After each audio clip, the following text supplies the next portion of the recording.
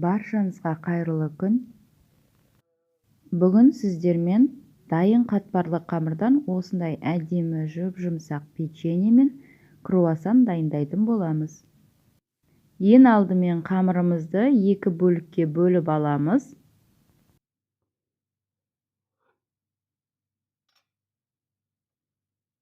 Бір бөлігін алып қоямыз да екінші бөлігінен оқтаудың көмегімен қамырымызды жайып аламыз. Және де видеодағыдай круассанымыздың формасын келтіріп кесіп аламыз. Енді оның шетіне кішкене ғана қою сгущенкамызды қосып, дәл видеодағыдай орап шығатын боламыз. Шетін тартып жіберіңіздер, сонда ұзаратын болады. Достар, қою сгущенка болмаса, оны салмай-ақ та осылай орай берсеңіздер болады. Өте дәмді болып шығады ол сізді. Менің видеоларымды тіркелусіз қарап жүрген болсаңыз, тіркеліп қоюды ұмытпаңыз. Алдағы уақытта сіздермен әр елдің тағамдарының рецептімен бөлісіп отыратын боламын. Круассандарымыздың үстіне жұмыртқаның сарысын жағып, және оны 180 градуста 20 минуттың шамасында пісіріп алатын боламыз.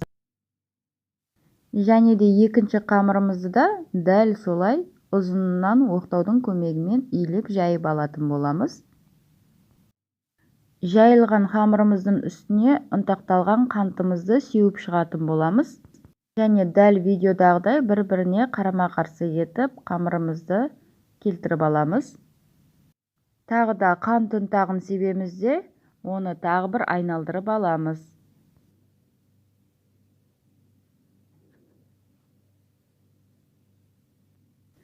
Және де видеодағыдай бірнеше бөліктерге бөліп кесіп шығатын боламыз.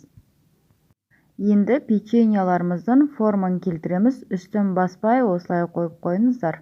Өзі көтеріліп, жанына қарай жалпайып пісіп шығатын болады. Жасау жолы өте оңай, қарапайым. Достар, сіздер де жасап көріңіздер. Барлығын противенімізге салып, үстіне жұмыртқаның сарысын жағып, 180 градуста 20 минут пісіріп аламыз. Мінекей достар, біздің круассандарымыз бен печеньяларымыз дайын болды. Өте жұп-жұмсақ, дәмді болып шығады. Сіздер де жасап көріңіздер. Ас болсын баршаңызға.